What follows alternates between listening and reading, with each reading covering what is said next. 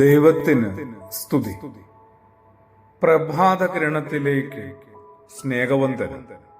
ഭാഗം 1709. ഇന്ന് സെപ്റ്റംബർ മാസം 4-ാം തീയതി, 248-ാമത്തെ ദിവസത്തിലെത്തി. 8 നോമ്പിന്റെ 4-ാം ദിനമാണ്. മറിയമെന്ന അമ്മ സ്വയം എത്ര ചെറുതായി.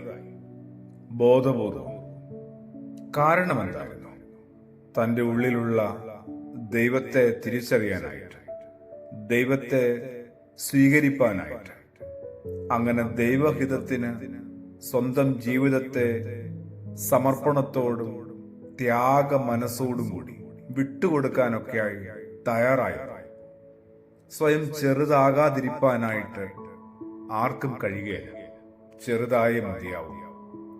കാരണം പ്രപഞ്ചത്തോളം വലിപ്പമുള്ള ദൈവം ഇങ്ങനെ ഒരു കുഞ്ഞ് ഉദരത്തിനുള്ളിൽ, ഗർഭപാത്രത്തിനുള്ളിലേക്ക് ചെറുതായി എത്തുമ്പോൾ ആ ഒരു തിരിച്ചറിവ് ഒരു മനുഷ്യനെ എന്തുമാത്രം മാറ്റിമറിക്കും.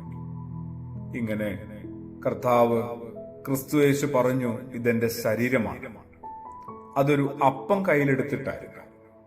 ആ അപ്പത്തിന്റെ അംശികളായി നമ്മൾ ഓരോരുത്തരും ആരാധനയോട് ചേർന്ന് മാറുമ്പോൾ, അംശികളായി തീരുമ്പോൾ, അപ്പത്തിന്റെ അംശം നമ്മളിലെത്തുമ്പോൾ, എന്തുകൊണ്ടാണ് നമ്മൾ കൊണ്ടു നടക്കുന്ന മുഴുവൻ വലിപ്പ ഭാവങ്ങളെയും ബോധപൂർവം വിടാത്തത്?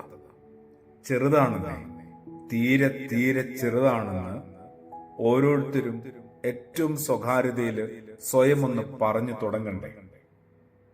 ദൈവം മനുഷ്യനായത് മനുഷ്യനെ ദൈവമാക്കാൻ വേണ്ടിയാണ്. മനുഷ്യനിൽ കുടികൊള്ളുന്ന പാപം ശിഥിലമാക്കി കളഞ്ഞ ദൈവരാജ്യത്തെ വചനങ്ങളിലൂടെയും കർമ്മങ്ങളിലൂടെയും ഒക്കെ ദൈവം വീണ്ടെടുക്കാൻ വേണ്ടിയാണ് ഒരു മനുഷ്യനായി മാറിയത്. മറ്റൊരാൾക്ക് മുന്നിൽ മനഃപൂർവ്വം ചെറുതാകാൻ ഒരാളെ പ്രേരിപ്പിക്കുന്നത് ശരിക്കും നിർവ്യാജമായ സ്നേഹമാണ്, കപടതയില്ലാത്ത സ്നേഹമാണ്. കൊച്ചു കുഞ്ഞിന്റെ ചെറിയ പിടിവാശികൾക്ക് മുന്നിൽ മാതാപിതാക്കള് പരാജയം സമ്മതിക്കുന്നില്ലേ?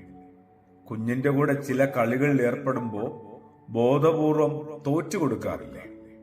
തന്റെ വലിപ്പം അറിയാവുന്ന ഒരാൾക്ക് മാത്രമാണ് മറ്റുള്ളവരുടെ മുമ്പിൽ ബോധപൂർവം സ്വയം ചെറുതാകാൻ കഴിയും. അല്ലാത്തവരെന്ത് ചെയ്യും? മറ്റുള്ളവരെ ഇങ്ങനെ കൊച്ചാക്കി, അവരെ ചെറുതാക്കി സ്വയം വലുതാകാൻ ഇങ്ങനെ ശ്രമിച്ചുകൊണ്ടേയിരിക്കും. ഒരു മതിലിൽ കയറാൻ 2 പേർ പരിശ്രമിക്കുക. ഒരാൾ കുനിഞ്ഞു നിന്ന് മറ്റേയാളെ തന്റെ മുതുകിൽ ചവിട്ടി കയറാൻ അനുവദിക്കുന്നുണ്ടെങ്കിൽ സംശയിക്കണ്ട, ആ കുനിഞ്ഞു നിൽക്കുന്ന ആൾക്കാണ് ശരിക്കും കരുത്തുള്ളത്. ജയിക്കാമായിരുന്നിട്ടും മറ്റൊരാളെ ജയിക്കാനായിട്ട് സ്വയം ഒന്ന് പിറകോട്ട് മാറുകയാണ്, തോറ്റുകൊടുക്കുകയാണ്. വിട്ടുവീഴ്ച ഒരിക്കലും ബലഹീനതയല്ല, പിന്നെ അത് കരുത്തിന്റെ അടയാളം കൂടിയാണ്. അമ്മ മറിയം കാണിച്ചു തരുന്ന മാതൃകയുടെ പ്രകാശം നിറഞ്ഞ വഴികളും അതുതന്നെയാണ്. ഒന്ന് സ്വയം ചെറുതായി നമുക്ക് മാറാം. വലിയ വിസ്മയമാണ്, വലിയ അത്ഭുതമാണ് നമ്മൾ സംഭവിക്കാൻ പോകുന്നത്. പ്രാർത്ഥനയോടുകൂടി ആമേൻ.